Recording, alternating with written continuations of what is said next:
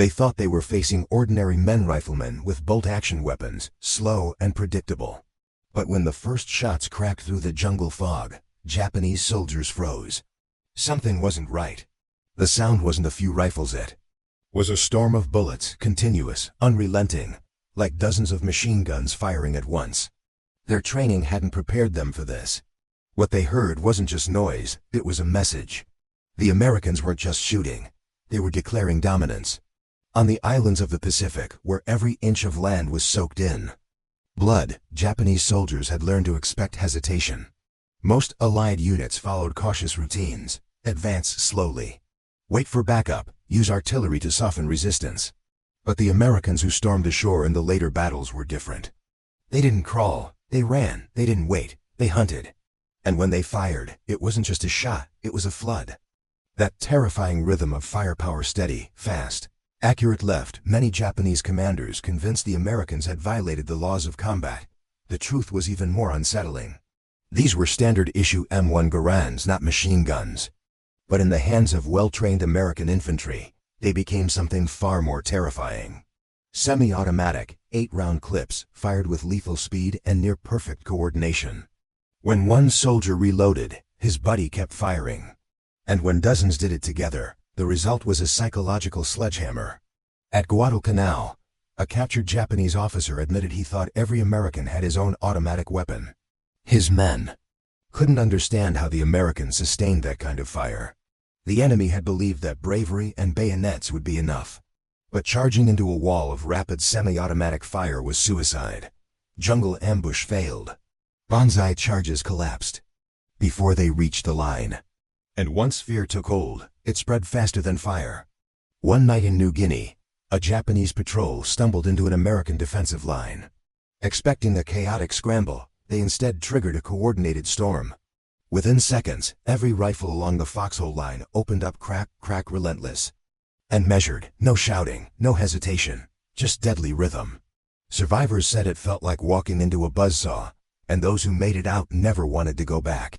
But the power of the M1 Garand wasn't just mechanical. It was psychological.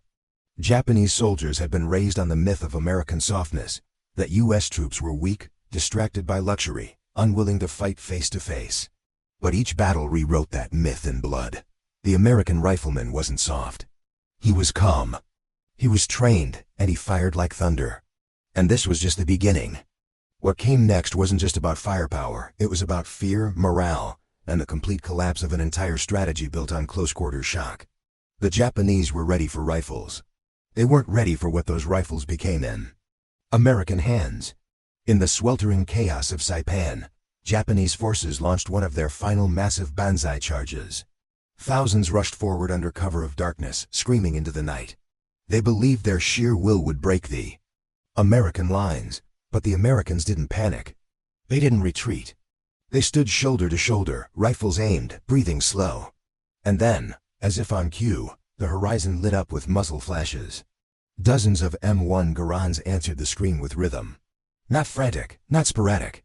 Just precise, thunderous volleys, one after another. By morning, over 4,000 Japanese troops lay silent. Survivors stopped calling it bravery. They began calling it madness. The rifle itself was revolutionary.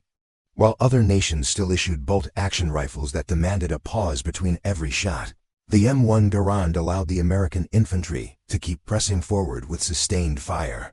In close quarters, that meant a decisive edge. In long-range engagements, it meant control of the field. But the weapon alone wasn't the terror, it was how Americans used it. Their doctrine demanded every rifleman be a marksman.